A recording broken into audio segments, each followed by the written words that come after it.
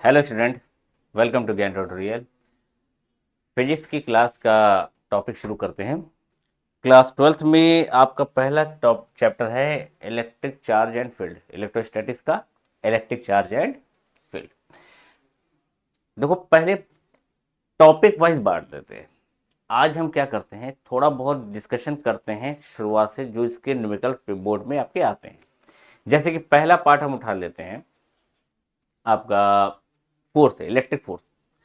Electric force से related topic के बारे में आज बताते हैं कि इलेक्ट्रिक फोर्स से क्या होता है, उससे रिलेटेड न्यूमेरिकल्स क्या क्या बन सकते हैं और क्या क्या आते हैं, उनको किया जाए। तो इलेक्ट्रिक फोर्स के बारे में कुलाम्स लॉ के बारे में जानते होंगे। कुलाम्स ने क्या बताया था कि दो चार्ज हैं, दोनों चार्ज के प्रोडक्ट के डायरेक्टली प्रोपोर्शनल होता है। जो उसके ऊपर फोर्स अप्लाइड होता है वो दोनों चार्ज के प्रोडक्ट के डायरेक्टली प्रोपोर्शनल होता है। और उन दोनों चार्जों के बीच का जो डिस्टेंस है, सेपरेशन डिस्टेंस के स्क्वायर के इन्वर्सली प्रोपोर्शनल होता है। यानी कहना क्या चाह रहे हैं, कहना ये चाह रहे हैं भाई साहब कि ये दो चार्ज हैं आपके,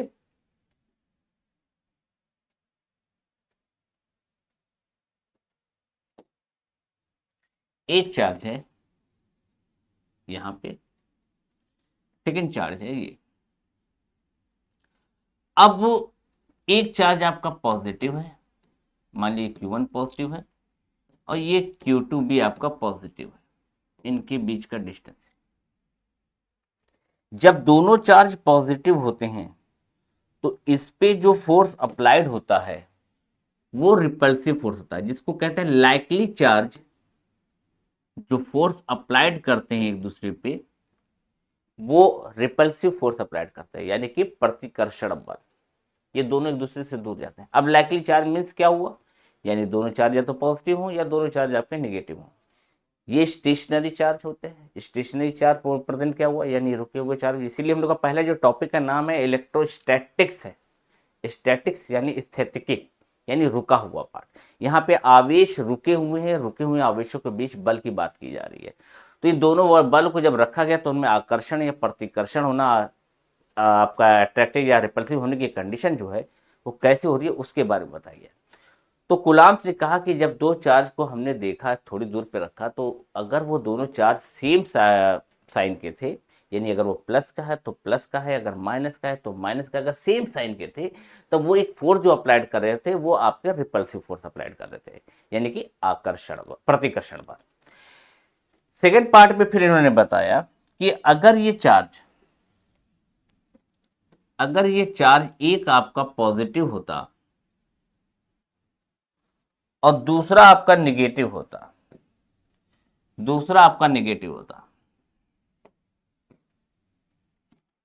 ठीक, ये मान लिया दूसरा आपका निगेटिव होता, एक चार्ज पॉजिटिव और एक दूसरा चार्ज निगेटिव, और तब इनके बीच की बात की जाए कौन सा फोर्स अप्लाइड हो रहा है, तो हम तुरंत कहेंगे कि ये पॉजिटिव चार्ज है Q1 है, ये माइनस का चार्ज Q2 है। तो ये दोनों एक दूसरे पे जो फोर्स अप्लाइड करते हैं वो आकर्षण बल करते हैं।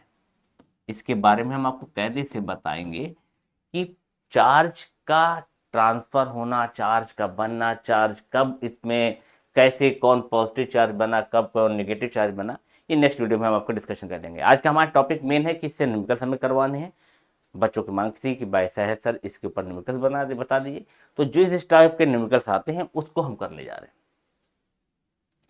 तो ये आकर्षण बल हो गया, ये ऊपर वाला प्रतिकर्षण बल हो गया जिसको हम लोग रिपल्सिव फोर्स कहते हैं। ये आकर्षण बल हो गया जिसको हम लोग अट्रैक्टिंग फोर्स कहते हैं। दोनों का बीच के डिस्टेंस को हमने मान लिया कि यहां से यहां तक डिस्टेंस का स्मॉल आर है। ये दोनों डिस्टेंस स्मॉल आर है। अब ये डिस्टेंस स्मॉल आर होने के बाद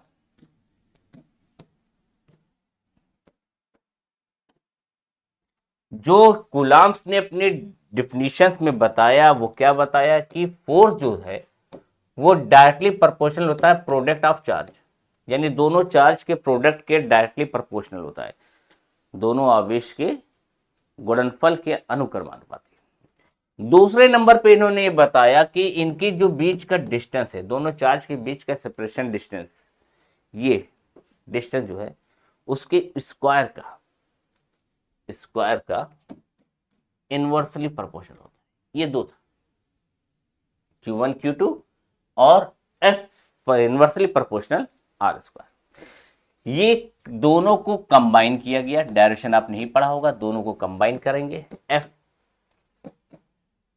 and second, combining equation first and second. तो जब दोनों को कंबाइन किया तो Q1 Q2 अपॉन में R स्क्वायर आया। अब यहां पे इसका मसला शुरू हो गया। यहां मसला ये बन गया कि ये दो जहां पे देखा गया है, एक वैक्यूम में, दूसरा मीडियम में।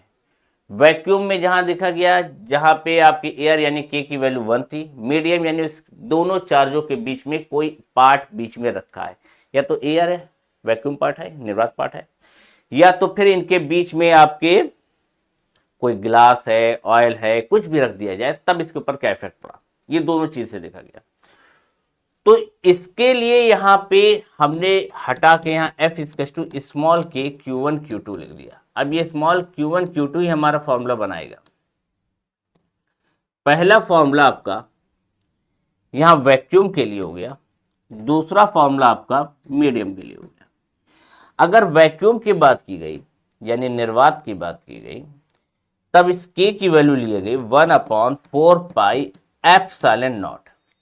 एप्सिलॉन नॉट जो है यहाँ पे परमिटिविटी ऑफ फ्री स्पेस है, परमिटिविटी ऑफ फ्री स्पेस, इसको एप्सिलॉन नॉट कहते हैं, जिसकी वैल्यू 8.85 इंटू 10 की पावर -12 होती है। इसका टोटल वैल्यू जो आती है वो 9 इंटू 10 की पावर 9 है। यानी अब इस के यहां पे जब आपने एयर का फॉर्मूला लिखा, यानी वैक्यूम का VAC लिख देते लिखा, तब इसका फॉर्मूला आ गया, वैल्यू आ गई 1/4 epsilon naught Q1 Q2 upon में R स्क्वायर। यूनिट वही अपने फोर्स के साइंटिस्ट जो बताए थे, न्यूटन, तो न्यूटन की यूनिट लिखा दी गई, जहां जहां फोर्स आएगा वहां वहां न्यूटन आएंगे। ये हमारा हो गया वैक्यूम का। अब आ जाते हैं मीडियम। मीडियम के लिए फॉर्मूला जो है, इसी स्मॉल के को हम यूज करेंगे, 1/4 एप्सिलॉन। ये परमिटिविटी ऑफ मीडियम है, और ये एप्सिलॉन को हटा के हम लोग 1/4 के एप्सिलॉन नॉट कह सकते हैं, या एप्सिलॉन नॉट के भी कह सकते हैं।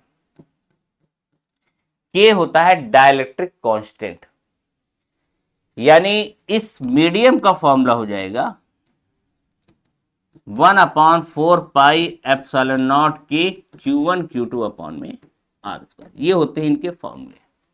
ये मीडियम के लिए यूज होता है, ये वैक्यूम के लिए यूज होता है। कि डाइलेक्ट्रिक कांस्टेंट डिफिनीशन पूछी जाती है कि डाइलेक्ट्रिक कांस्टेंट क्या होता है, तो कहोगे the ratio of permittivity of medium to the permittivity of free space is called dielectric constant.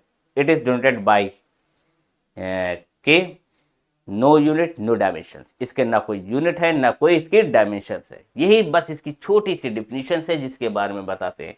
यानी डिफिनीशन में के की यूनिट बन गई है, के का फॉर्मूला बन गया है एप्सिलॉन अपॉन में एप्सिलॉन नॉट। इसी को कहा गया permittivity of medium to the permittivity of free space.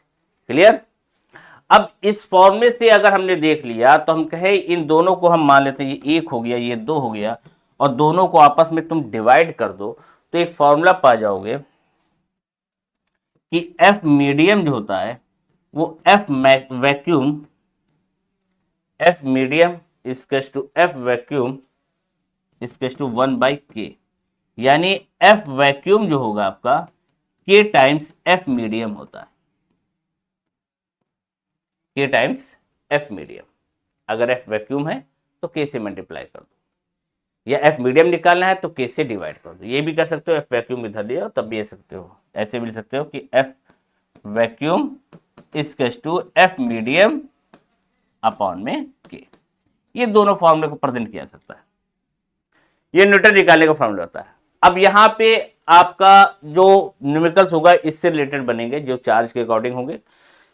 कहीं कहीं न्यूमेरिकल्स में ये कह देता है कि अगर दोनों चार्ज को किसी पतले थिन वायर से कनेक्ट कर दिया जाए, जोड़ दिया जाए, तब क्या इफेक्ट पड़ेगा। अगर किसी चीज को, किसी वायर को किसी से जोड़ा जाता है तो जो ज्यादा चार्ज होंगे, जो कम चार्ज होंगे, वो आपस में कनेक्ट हो जाते हैं, तो आपस में एवरेज चार्ज बना देते हैं। यानी सपोज दैट एक के पास है 10 माइक्रोकुलाम, एक पास है 2 माइक्रोकुलाम, तो दोनों को ऐड किया, 10 2 12 हो गया, 10 2 12 हो गया, 12 से 2 को डिवाइड करो, कहेंगे 6 इसके पास है, 6 इसके पास है, तब वो एवरेज चार्ज होता है। इसी के टॉपिक पे हम लोग को करना है, ठीक है। चलिए अब टॉपिक पे आ जाता है, न्यूमेरिकल जो इसके हैं वो किया जाए।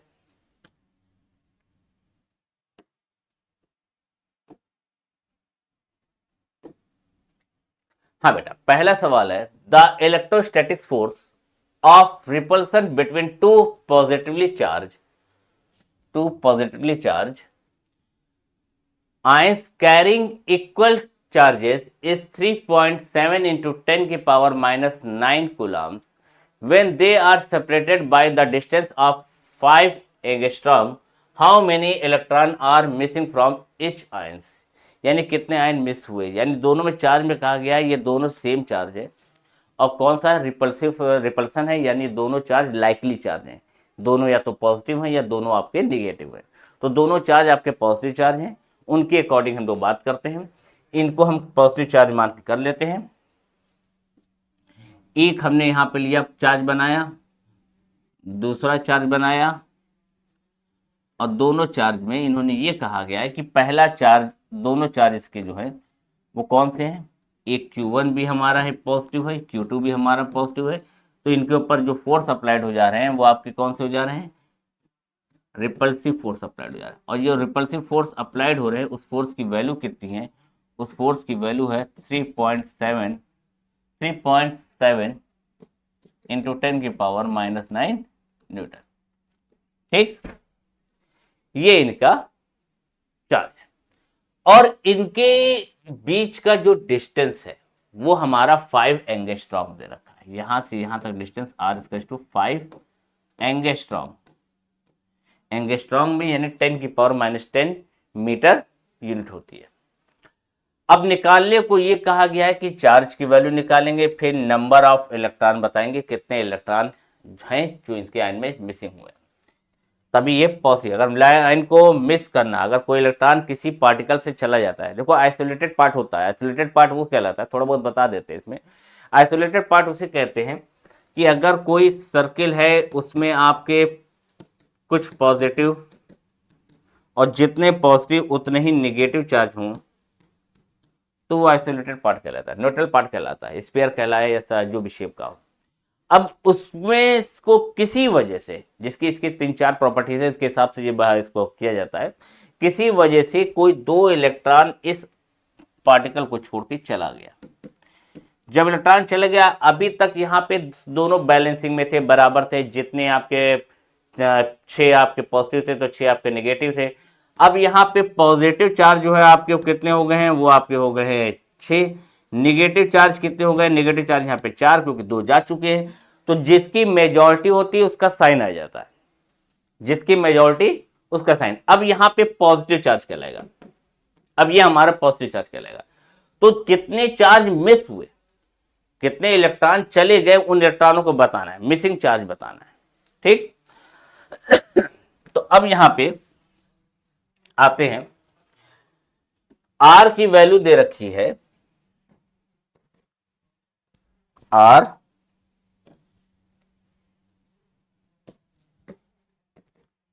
5 एंगस्ट्रॉम, यानी 5 इंटू 10 की पावर -10 मीटर, और Q1 Q2 दे रखा है, Q1 भी है एंड Q2 है, दोनों हमने Q लिख दिया। F दे रखा है आपको, F है 3.7 इंटू 10 की पावर -9 न्यूटन। फॉर्मूला पढ़ा आपने, F is to Q1 Q2 1/4 pi epsilon naught Q1 Q2 upon में R²।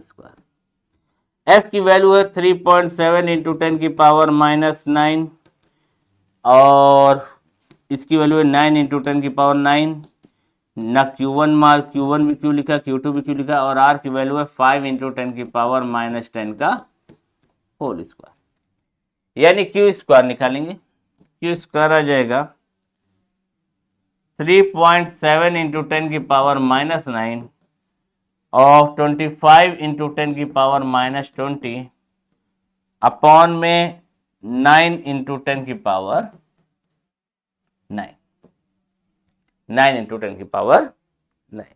ठीक, टोटल सॉल्व करेंगे तो लगभग आ जाएगा ये Q square to 10.28। 10.28 multiplied divide करने के बाद यहाँ पे अगर देखा जाएगा 10.28 इंटू 10 की पावर -36, यानी Q की वैल्यू आ जाएगी अंडर रूट में 10.28 इंटू 10 की पावर -36। स्क्वायर रूट निकालोगे, इसका स्क्वायर रूट निकालोगे तो आ जाएगा 3.2 इंटू 10 की पावर -18, 3.2 इंटू 10 की पावर -18।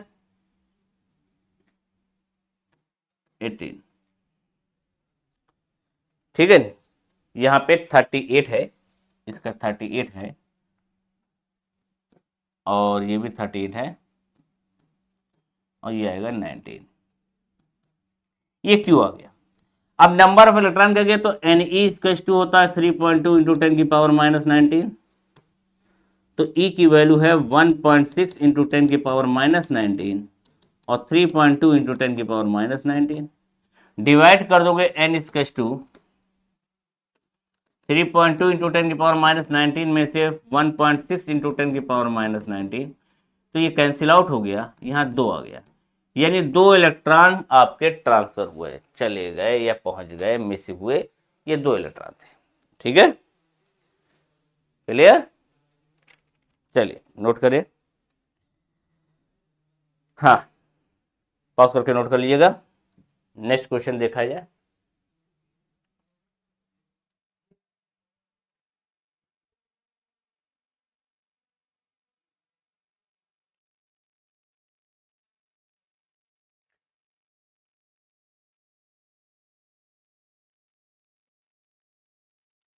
हाँ, तो अगला क्वेश्चन है 2 point charges +4e and +e are fixed a distance a apart. Where should a third point charge q be placed on the line joining the two charges so that it may be in equilibrium?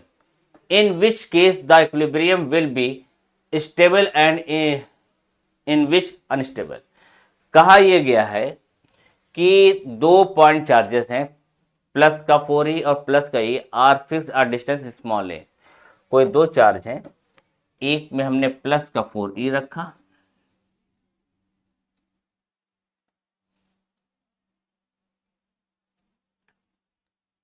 एक में आपने plus का 4e रखा और दूसरे में plus का e रखा, जिनके बीच का डिस्टेंस स्मॉल ए है। अब इसमें क्या करें, where should a third point charge Q, तीसरा पॉइंट चार्ज क्यू को कहां रखें, be place on a line joining the two charges so that may be in equilibrium position, यानी कि संतुलन हो जाए, बैलेंस हो जाए। ठीक, तो यहां पे आपको पहले ये देखो कि दोनों में इसका रूल समझ लो कि अगर हमें 2 चार्ज दिया जाए और तीसरे चार्ज को कहा जाए कहां रखा जाए कि ये बैलेंस कर जाए, तो हमें ये देखना रहेगा कि दोनों चार्ज में छोटा चार्ज कौन सा है। पहले ये ढूंढो कि दोनों चार्ज में छोटा कौन है, और छोटे में ये प्लस माइनस ना देखना, प्लस माइनस का ये नहीं देखा जाएगा कि कौन ऐसा है, अगर माइनस है तो माइनस वाला ही छोटा कहलाएगा।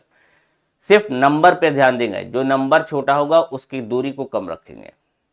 ठीक, माइनस प्लस सिर्फ अट्रैक्टिंग और रिपल्सिव को शो करता है, बाकी नंबर उनके चार्ज की वैल्यू को शो करते हैं कि कितना भारी कितना वजनदार वो चार्ज है। ठीक है, तो यहां पे दोनों में चार्ज में हमने ये देखा कि ये पॉजिटिव का 4e है, ये हमारा नेगेटिव, ये भी प्लस का ही है, ये कम नंबर है, हमने इसका डिस्टेंस कम रख दिया। हमने कहा यहां से हम इधर से हम x ले लेते हैं, तो ये वाला हमारा a - x हो गया, इस पे हमने q रखा। ठीक, अब कम चार्ज के दोनों तरफ देखते हैं, यहां देखेंगे अगर 0 हो गया तो ठीक है, नहीं तो बाहर देखेंगे। रिपल्सिव केस में अगर दोनों लाइकली चार्ज होते हैं, सेम चार्ज होते हैं, तो हमेशा फोर्स कहीं इन दोनों के बीच में 0 हो रहा होता है। फोर्स का 0 होना है उसकी इक्विलिब्रियम पोजीशन को बताता है कि संतुलन हो रहा है कि बताता है तब जब ये दोनों चार्ज आपके, इसका फोर्स इसका 0 हो रहा हो। तो फोर्स 0 तभी पॉसिबिलिटी है, अगर बीच में तभी पॉसिबिलिटी है कि जब ये दोनों चार्ज आपके या तो प्लस के हो या दोनों माइनस के हो। तो सिंपल सा फंडा हमने पहले देखा, जो छोटा चार्ज है उसकी कम दूरी पर रखा, हमने कहा दोनों प्लस के हैं तो हमने बीच में ही बना दिया। कैसे पता लगता है कि यहाँ पे बीच में जीरो हो रहा है, तो सुनो उसकी कहानी भी। यहां पे अगर ये पॉजिटिव चार्ज है, ये प्लस का चार्ज है, ये भी प्लस का है, तो तुरंत ये मान लिया हमने, इसको ए मान लिया है, ये बी पार्ट है और ये आपका ओ है। तो यहां पे हमने कहा कि कैसे पता चल रहा है कि आप फोर्स इसमें कौन सा लग रहा है, तो ये प्लस का तुरंत ये कहेगा ए वाला फोर्स कि हम तुम्हें इधर अप्लाई करते हैं, ए वाला फोर्स उधर भेज रहा है, तो बी वाला तुरंत कहेगा ठीक है हम भी तो तुम्हें अपनी ओर नहीं बुला रहे हैं, हम भी प्लस के तुम भी प्लस को, हम भी तुम्हें इधर अप्लाई कर रहे हैं। जब डायरेक्शन एक दूसरे के अपोजिट होता है तब माइनस की कंडीशन आती है, और जब माइनस होगा तभी फोर्स जीरो होगा। फोर्स का इक्विलिब्रियम पोजीशन में आने का मतलब यह है कि दोनों चार्ज का नेगेटिव, दोनों चार्ज में, दोनों आवेश बल में से या फोर्स में से आपस में डिफरेंस निकाल लिया जा रहा हो। तो यहां हम डिफरेंस निकाल लें। तो अब अगर हमने इसको निकाला, अब हमने इसको निकाला तो हम कहेंगे, अच्छा बाहर अगर मान लो विस्तार कहते हैं कि सर इधर देख के बता दिया, हम यहां भी मान लेते हैं, हम यहां देखते हैं, मान लो चार्ज यहां क्यों लिखा होता, तो यहां चार्ज क्यों होने की कंडीशन में क्या होता, तुम ये देखते कि ये प्लस वाला चार्ज कहता है इस चार्ज से कहता है दूर जाओ, बी वाला दूर भगा रहा है, ए वाला भी कह रहा है हम भी पॉजिटिव है तुम भी हमसे दूर जाओ, दोनों का डायरेक्शन सेम हो जा रहा है। जब डायरेक्शन सेम हो जाता है तो ये ऐड किए जाते हैं, ना कि सब्ट्रैक्ट किए जाते हैं। तो जब ऐड होगा तो कभी भी फोर्स आपका जीरो नहीं होगा, वो मैक्सिमम पार्ट में बनेगा, इसलिए कभी भी बाहर यहाँ पे फोर्स आपका यहाँ पे जीरो नहीं हो सकता। तो फोर्स जीरो होगा अगर दोनों पॉजिटिव चार्ज हैं या दोनों नेगेटिव चार्ज है, तो कहीं इनके बीच में जीरो हो रहा होगा, कहीं आस इनकी इस लाइन में चार्ज की कंडीशन के अकॉर्डिंग कहीं हो रहा होगा। मिड पॉइंट पे जरूरी इसलिए नहीं, मिड पॉइंट पे तब पॉसिबिलिटी है जब दोनों चार्ज सेम हो, दोनों प्लस के चार्ज बराबर के हो और एक जैसे हो, यानी अगर ये प्लस का 2 है ये भी प्लस का 2 है तो कहीं एकदम एग्जैक्ट बीच पे आ गए होते हैं, तो हम कहते हैं मिड पॉइंट पे फोर्स इसका जीरो हो रहा है। लेकिन यहां मिड पॉइंट पे जीरो नहीं हो रहा, क्यों नहीं हो रहा, क्योंकि एक चार्ज 4e का है एक e का है, तो जिसकी दूरी आपकी कम होगी, जो छोटा चार्ज होगा उसका डिस्टेंस कम रखोगे, तभी फोर्स बैलेंस कर पाएगा। ठीक है, तो चलिए करते हैं। F A minus F B equals to 0, यानी F A equals to F B. अब कूलम्ब्स लॉ के अकॉर्डिंग फॉर्मूला लिखते हैं, के वही के लिख देते हैं जो भी बताया formula, K Q A into Q upon में ओ ए का square, K Q B into Q upon में ओ बी का स्क्वायर। यहां से आपका के से के कैंसिल हो गया, क्यू से क्यू कैंसिल हो गया, जो बीच का कॉमन था। अब बचा रह गया क्यू ए। क्यू ए क्या दे रखा है, क्यू ए दे रखा है हमें 4e, और O से A का डिस्टेंस, ये O पॉइंट है, O से A का डिस्टेंस जो हमारा है वो x है, x का स्क्वायर, इधर है E, और ये हो गया आपका A माइनस एक्स का होल स्क्वायर। E से E कैंसिल हो गया, E से E चला गया, इधर ले आना, यानी यहां पे लिख दोगे क्या, 4 इक्वल्स टू एक्स अपॉन में A माइनस एक्स का होल स्क्वायर। तो under root 4 equals to X upon में A माइनस एक्स का होल स्क्वायर, तो ये स्क्वायर हट जाएगा, तो x upon A minus X equals to 2 आ गया, तो x इक्वल्स टू आ जाएगा 2a minus 2x, 3x equals to आ गया 2a, तो x की वैल्यू आ जाएगी 2a/3। तो आप कहेंगे कि प्लस 4e से 2a/3 पे फोर्स इसका बैलेंस हो रहा है, या उस साइड से देखोगे तो तुरंत कहोगे कि उधर से a/3 डिस्टेंस पे फोर्स इसका बैलेंस हो रहा है। ठीक है, ये इनकी कंडीशन है। अब आ जाते हैं क्वेश्चन नंबर नेक्स्ट पे।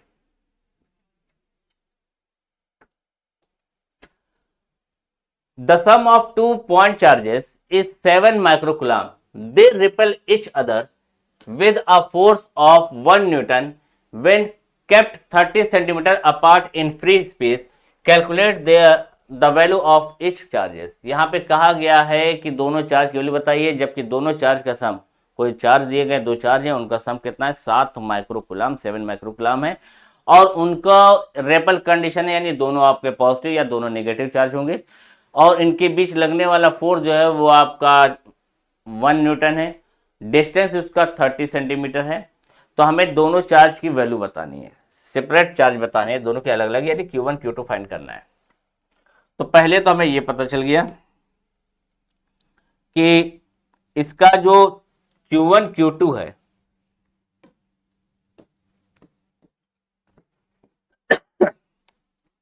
Q1 Q2 है, Q1 प्लस Q2 वो आपका 7 माइक्रो कूलम है। ये क्वेश्चन 1 है। अब उसके बाद जो दे रखा है उसके हिसाब से फॉर्मूला करते हैं। फॉर्मूले में हमें F इज टू फॉर्मूला मालूम है Q1 के Q1 Q2 अपॉन में R स्क्वायर। F की वैल्यू दे रखी है बेटा 1 न्यूटन, यहाँ F कितना है 1 न्यूटन का, बल आरोपित हो रहा है तो 1 न्यूटन। K क्या दे रखा है, K है आपका 9 इंटू 10 की पावर 9। Q1 भी Q है, Q2 भी Q है, और R क्या दोनों है आपके डिस्टेंस 30 सेंटीमीटर। अगर R आपका 30 सेंटीमीटर है तो इसको मीटर में चेंज जरूर करोगे क्योंकि न्यूटन में आंसर है। 30 इंटू 10 की पावर -2 मीटर, 1 सेंटीमीटर में 10 की पावर -2 मीटर होते हैं। तो 30 इंटू 10 की पावर -2 का होल स्क्वायर कर देंगे, और यहाँ 1 न्यूटन का सिर्फ 1 लिख दो। न्यूटन लिख के क्या करें, 1 इज टू 9 इंटू 10 की पावर 9 Q1 Q2 अपॉन में 900 इंटू 10 की पावर -4 ऊपर आ जाएगा। यहाँ पे Q1 Q2 is to 900 into 10 की पावर -4, यहाँ 9 इंटू 10 की पावर 9, ये कैंसिल हो गया 100 बार में। तो Q1 Q2 आ जाएगा 10 की पावर -13 में से कम हो 11, 10 की पावर -11, या Q1 Q2 इसका टू ये भी लिख सकते हो कि 10 इंटू 10 की पावर -12, काम आएगा भी इक्वेशन नंबर 2। ये दूसरी इक्वेशन बना दी। अब चार्ज हमें दे रखा है Q1 माइनस Q2, फॉर्मूला पढ़ा होगा A माइनस बी इसका टू अंडर रूट में A प्लस बी का होल स्क्वायर माइनस का 4AB, ये फॉर्मूला होता है। A माइनस बी इसका टू अंडर रूट में A प्लस बी का होल स्क्वायर माइनस का 4AB। अब A माइनस बी को एक ऐसे Q1 माइनस Q2 रहने दो, ये Q1 प्लस Q2 जो 7 माइक्रो कूलम दे रखा है इसको कूलम में चेंज किया जाए तो 1 माइक्रो कूलम बराबर होता है 10 की पावर -6 कूलम। तो यानी इसको अंदर हम बदल के लिख दें 7 इंटू 10 की पावर -6 का होल स्क्वायर, और यहाँ 4 इंटू 10 इंटू 10 की पावर -12, तो हम पाएंगे ये 49 हो गया। 49 इंटू 10 की पावर -12 में से 40 इंटू 10 की पावर -12, तो माइनस होके सॉल्व होके आ जाएगा 3 इंटू 10 की पावर -6। ये Q1 में से Q2 इसकी वैल्यू पूरा सॉल्व होके आ जा रही है 3 इंटू 10 की पावर -6। अब दोनों चार्ज को आपस में सब्ट्रैक्ट कर दो, ऐड कर दो। Q1 प्लस Q2 दे रखा है 7 माइक्रो कूलम, और इसको तुम लिख सकते हो 3 माइक्रो कूलम, और Q1 माइनस Q2 दे रखा है 3 माइक्रो कूलम। तो ये कट गया, इसको काट दिया, 7 माइक्रो कूलम 3 माइक्रो कूलम, तो ये Q1 Q2 कट गया, Q2 minus plus minus cut गया, ये 2 Q1 इसके टू आ गया 10 माइक्रो कूलम, यानी Q1 की वैल्यू आ गई 5 माइक्रो कूलम। अगर Q1 5 माइक्रो कूलम है तो Q1 प्लस Q2 इसके टू आपका 7 माइक्रो कूलम है, तो ये 5 माइक्रो कूलम प्लस Q2 इसके टू 7 माइक्रो कूलम, तो Q2 आपका आ जाएगा 2 माइक्रो कूलम। यानी एक पॉजिटिव चार्ज आपका 7 माइक्रो कूलम का है, 5 माइक्रो कूलम का है, और दूसरा आपका जो है वो 2 माइक्रो कूलम का है। ठीक है, चले next. Consider 3 charges Q1 Q2 and Q3 each equal to Q at a vertex of an equilateral triangle of side L. What is the force on a charge Q placed at the centroid of the triangle? 3 charge दिए गए हमें Q1 Q2 Q3 each, और तीनों equal charge हैं Q at a vertex on an equilateral triangle side L, और side L है। What is the force on a charge capital Q? कहाँ रखा गया? Q रखा गया सेंटर पे रखा गया है, तो कहा गया है कि सेम साइन, जो साइन का दिया गया सेम साइन, देखो कहा गया यहाँ पे भी जो साइन आपका स्मॉल क्यू का है वही इसका भी है। Place at the centroid at the triangle, तो यहाँ पे पहले ट्रायंगल ड्राइव करें। सपोज एक हमने यहां पे ट्रायंगल बनाया, ये जो ट्रायंगल बन रहा है इनकी साइडें जो हैं वो आपकी कितनी हैं, यहां से यहां तक ए, इक्विलेटरल ट्रायंगल है, सारी साइडें इक्वल होंगी। और इन पे जो चार्ज दिए गए हैं Q1 Q2 Q3, यहाँ पे ए है, ये बी है, ये सी मान लेते हैं, और ए का जो चार्ज दे रखा है, बी का जो चार्ज दे रखा है, वो सब कितने कितने हैं,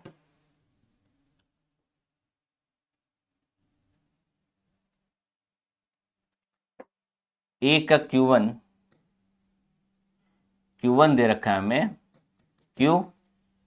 Q2 दे रखा है हमें, माइनस क्यू प्लस क्यू, ये भी तो सेम चार्ज के, और ये भी दे रखा है Q3 भी दे रखा है Q सेम। और इनके सेंटर पे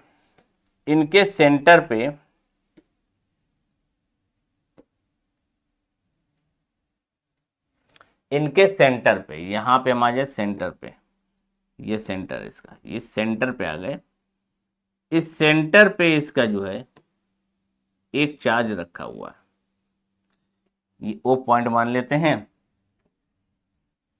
इस पॉइंट को हमने शो कर लिया, ये O पॉइंट है, इसके सेंटर पे मान लिया हमने कि Q चार्ज रखा है, जो कैपिटल Q है, जो कि Q के साइन सेम साइन का कैपिटल Q है, ठीक, कैपिटल Q रखा हुआ।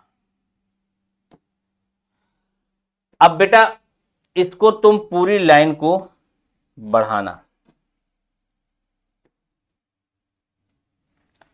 अगर इस लाइन को हम यहां बढ़ा दें, सीधे बढ़ा के यहां पे D लिख दें, इसको यहां पे ऐसे, इधर ऐसे, ये E और ये F, ये पॉइंट आपका O है, तो ये इनकी हमें कंडीशन निकाल के बताना रहेगा कि यहां से इसका डिस्टेंस कितना है, OA OB OC का डिस्टेंस कितना है।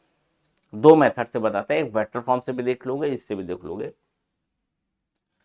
बेटा अगर OA हमें निकालना हो पहले, तो पहले हम AD निकालते हैं, AD निकालें, AD क्या हो जाएगा, AD होगा आपका अंडर रूट में AB का स्क्वायर प्लस BD का स्क्वायर, और BD यहां से यहां तक का डिस्टेंस है जो कि A/2 होगा, A/2, ये पूरा A है, तो इसका आधे मिड पॉइंट पे करेंगे ना, इंटरसेक्ट जो करके आएगी, सीधे कट के सीधे आएगी लाइन, आएगी मीडियन आएगी, वो आपकी A/2 आधे आधे पे आती है।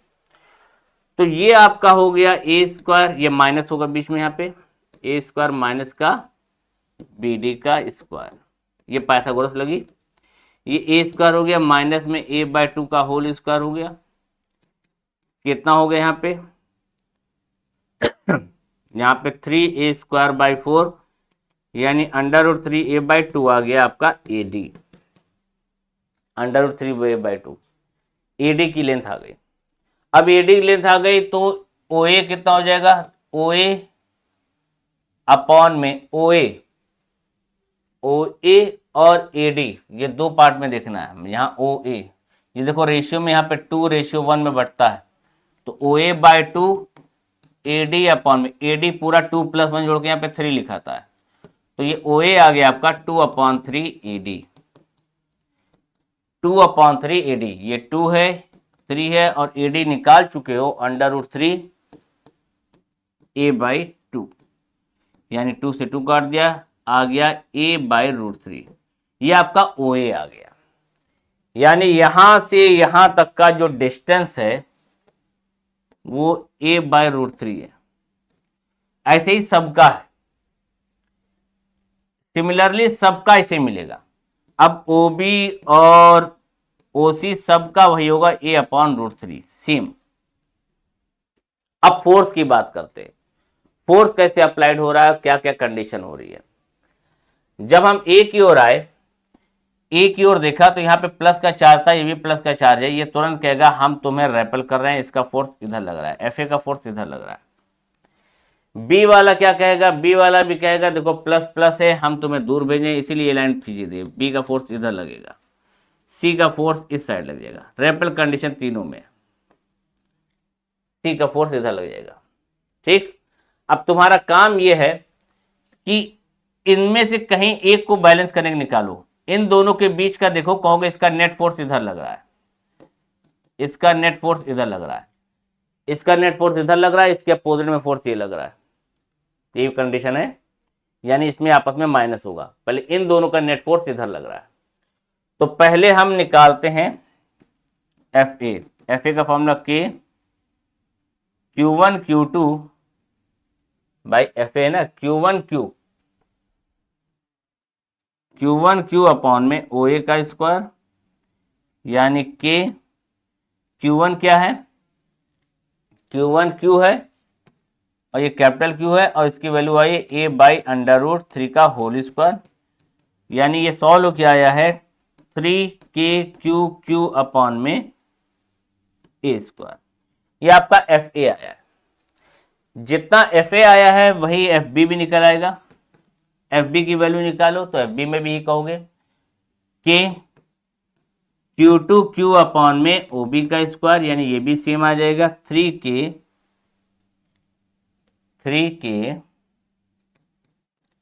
Q अपॉन में ए स्क्वायर, और एफ सी भी इतना ही आ जाएगा 3K Q अपॉन में ए स्क्वायर, क्योंकि सब सेम है, सब सेम है।